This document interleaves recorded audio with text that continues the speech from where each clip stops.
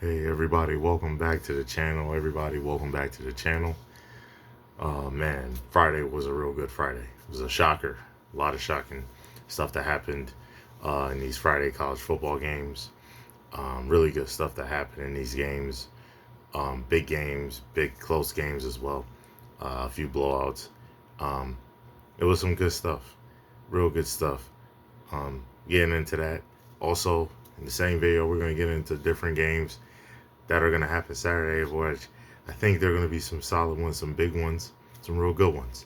But before we get into all that, before we start it off, again, welcome back to the channel. My name is Isaiah Austin, and welcome to the IDA Kings video production channel, right? Subscribe to the channel if you like the channel. Like the videos, hit the bell notification, comment under them. Have a good time in the comments, man. But let's get back started. Let's get going. Man, there was a lot of good games, like Western Kentucky versus Delaware. That was a real close game through top to bottom. The quarterback play was solid from both teams, really, overall. Um, Western Kentucky ended up pulling away, ended up getting a clutch field goal, and they won 27-24. Delaware was hanging in there, man, doing their thing. They were up a few times in this game. Kentucky was, they were starting off right, man. Delaware started off really, really correctly, especially coming. This is their first year being in the FBS. They did a real good stuff. They did real good stuff. But Western Kentucky, they're usually a solid team overall, and they found a way to get a win, found a way to do their thing. Melver did a good thing. Did a good game at quarterback, 23 for 31, 230, a touchdown. He had some good carries too for 36 yards, like 6 carries for 36 yards. They did a good, they did a job overall, making some plays down the stretch to win by 3. So that game was solid. That game was pretty solid. Minshew, Minshew, I believe. He threw the ball real well. Had over 300 yards. Was accurate at 28 for 47 yards. He ended up having an interception, but he had 3 rushing touchdowns. Big game when it came to on the ground. Rushing touchdowns. Doing his thing. Silver did some good stuff in there at 47 yards. He had good catches, like 5 catches for like 55 yards or so. So, overall, they did good too. They kept it close, Delaware. But, again, Western Kentucky pulled away and got it in for sure. USF played Charlotte. They ended up blowing out Charlotte really bad. USF is in the hunt for one of those group of 5 spots to make the playoff. Guaranteed spots. They're a real good football team, and they showed that. Blew them out. Brown, had a lot of yards passing. Had like 4 touchdowns, 2 interceptions. But he had 17 carries for 162 yards, and he also added another touchdown. So he had 5 total touchdowns in the game, along with having 2 interceptions. He was really good. Franklin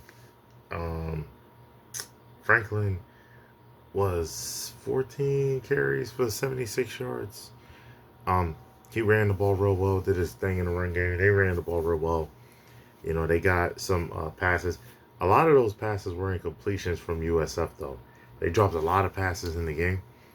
So the run game was still good, though. And they beat Charlotte bad, man. They beat Charlotte 54-26. Charlotte was struggling. Charlotte had some good moments. They got a key turnover at times. Did some good things, but overall they couldn't really sustain it. Overall, they couldn't really capitalize as much, and so that's what happened. And they struggled. Zach was 14 for 18. He had 2 touchdowns and interception. He had 150 yards, but overall they just struggled. Couldn't sustain the drives, couldn't get points off the turnovers as much. So, but USF, really good football team, All right, San Jose State did a great job, man. They won by a touchdown. They forced Jack Lane into like 3 interceptions. He was struggling when it came to turn the ball over. He had over 340 yards though, 28 for 40, but he threw too many picks, and that leads to problems. Threw too many picks, right? Way too many picks. You know, um, Damon, he had I think 9 carries for 51 yards. Um, you know, so and then and Johnson, I'm gonna tell you something about Johnson. He killed it. He had like 145 yards on 11 receptions. He balled out, man. But again, like I said though, San Jose State got another win, their second win of the year, right? And that's what happened. So, you know, and another guy, Walker, their quarterback was 26 for 30, 334 yards, 3 touchdowns. So he had a good game slinging that ball around, doing their thing right there when it came to slinging that ball around. Um, a guy named Steve, running back, had like 14 carries for like 71 yards, 2 touchdowns.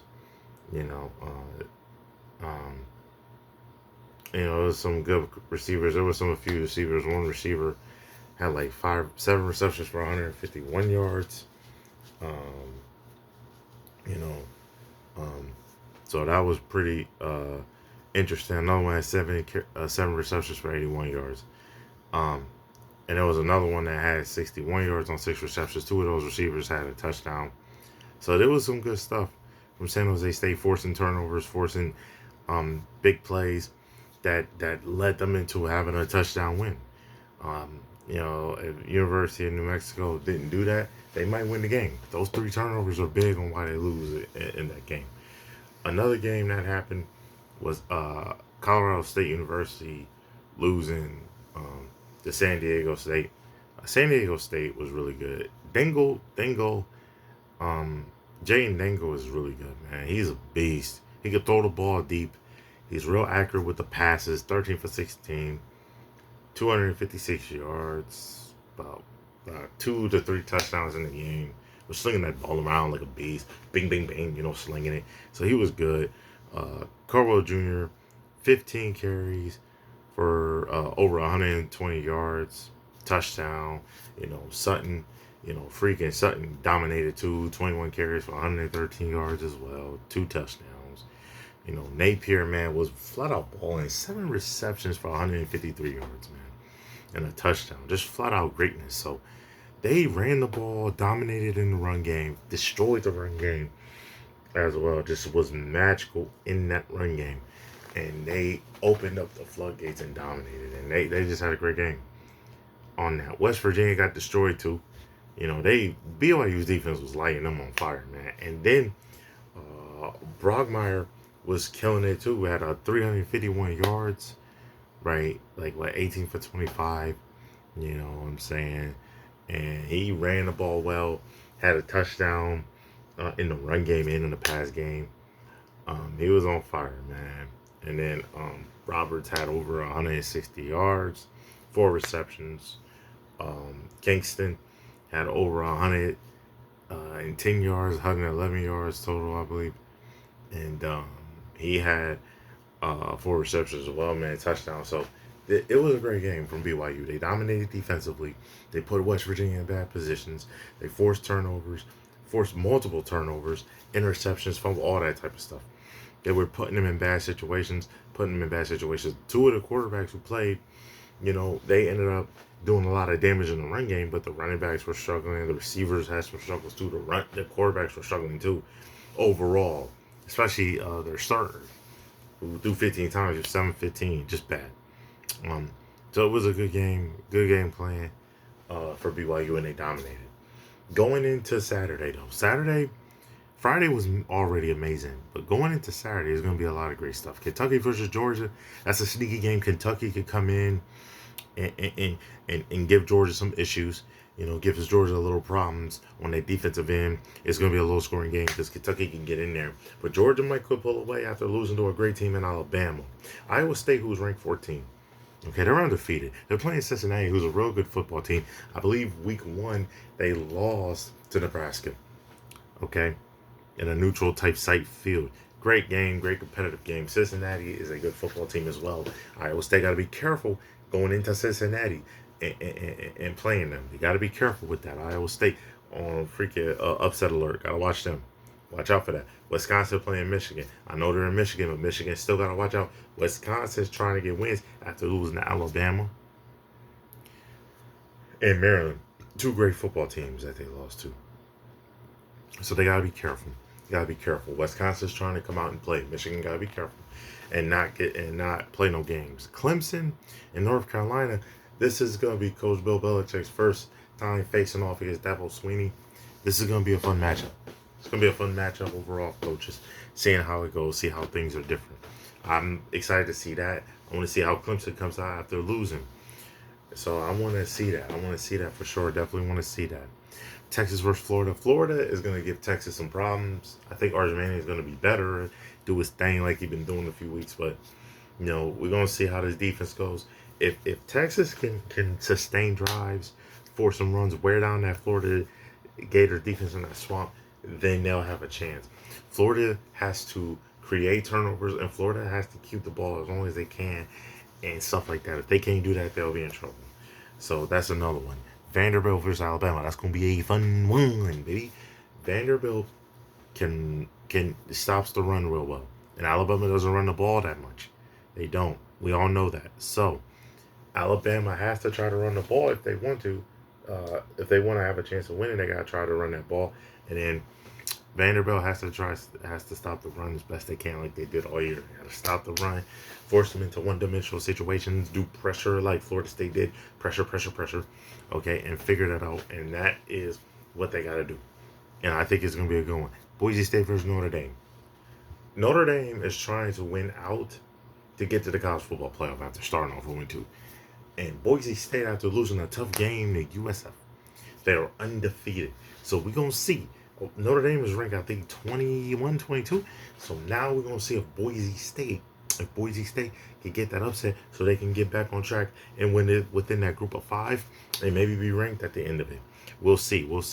Washington versus Maryland. Maryland has a great freshman quarterback who's slinging. I believe is Malik Washington. That dude's a beast out there in Maryland. He's a dog at the quarterback position. And Washington has a good quarterback themselves, and they got good offense, good stuff. They lost to Buckeye Nation, Ohio State, number 1 team in the country. Probably gonna be number 1 team in the country by the end of this game as well. So you got to be careful and see how that goes with Washington, because they got a great quarterback, and then their defense isn't no bad thing either. But Washington is also solid defensively overall, and they got some good pieces on offense. So that's going to be a fun game. Michigan State versus Nebraska. That's going to be another good game. Nebraska coming off that loss, 2 against Michigan. Michigan State lost to USC. They both are good teams. Both going to show some greatness. Both going to show some good quarterback play with Childs and Raiola. They got great coaching staffs overall. They got good receivers and running backs. They're going to be fine. They're going to be really, really good in that game as well. I'm excited for that one as well. I'm excited for that one. Number 11, Texas Tech, who was 4-0, versus Houston, who was 4-0. Texas Tech came off a really clutch win, if I'm not mistaken, against Utah. And they had a quarterback came in, a freshman, if I'm not mistaken, and came in and started slinging that football around all over the park after their starting quarterback got hurt. Flat out amazing.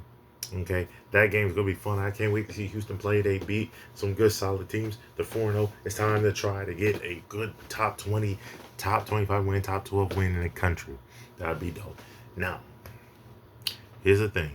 UNLV is undefeated, and they're playing against Wyoming. Now, everyone's like, UNLV probably should win. They're looking good so far. Yes, that's true.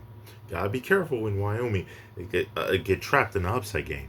But also, Wyoming's trying to spoil UNLV's run to a playoff, because they can make the playoff if they basically win out. They have a chance to. So, UNLV has to keep winning. Minnesota versus the number 1 team in the college game of football.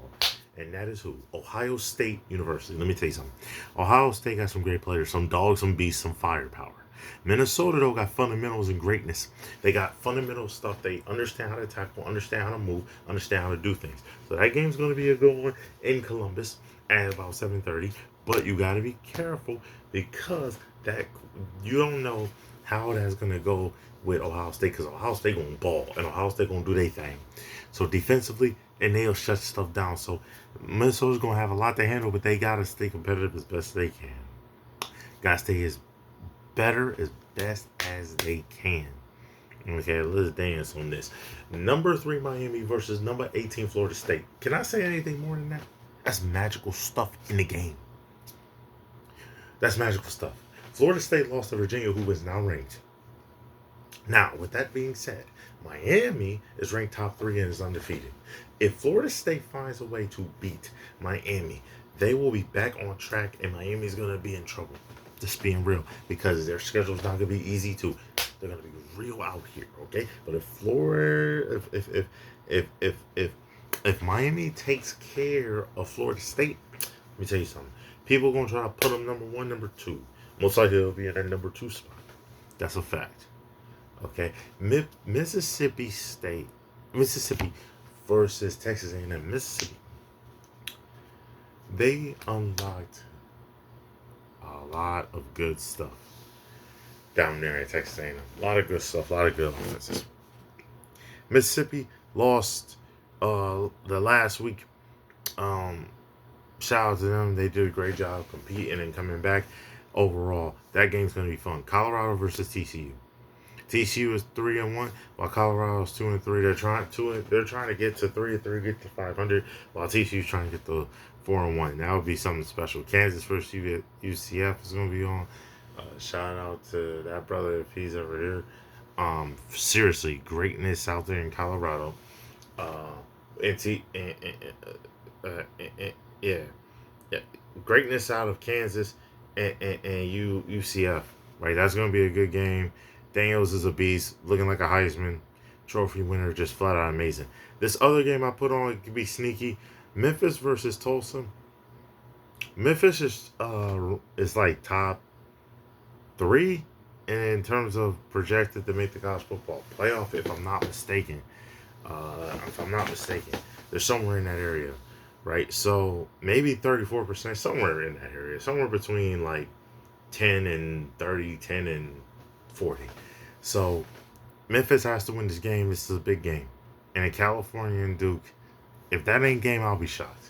If that's not fun to watch at night while you laying down, winding down from a long day of college football with some good food in that stomach, then you a different breed out there. You're a different breed, to be honest. So overall, let me tell y'all something. Friday was great. Friday was amazing. Friday was special. Saturday's going to be even better. It's going to be better. Later on in the day, it's going to be better. It's going to be fun. It's going to be amazing. It's going to be fundamentally sound. It's going to be great. Another thing in the next video I want to talk about is recapping the games. And then most likely we'll probably do the Sunday games as well on a different sheet. So, I'm excited. I'm excited for college football. Again, I'm excited for how this is going to go. And I'm excited for the NFL. Let's dance. Okay? It's going to be a fun time. Okay? Like I said before, my name is Isaiah Austin. And my channel name is ID8 Kings Video Production. And hopefully they get the printer all out to work. And I will see y'all in the next video. Peace.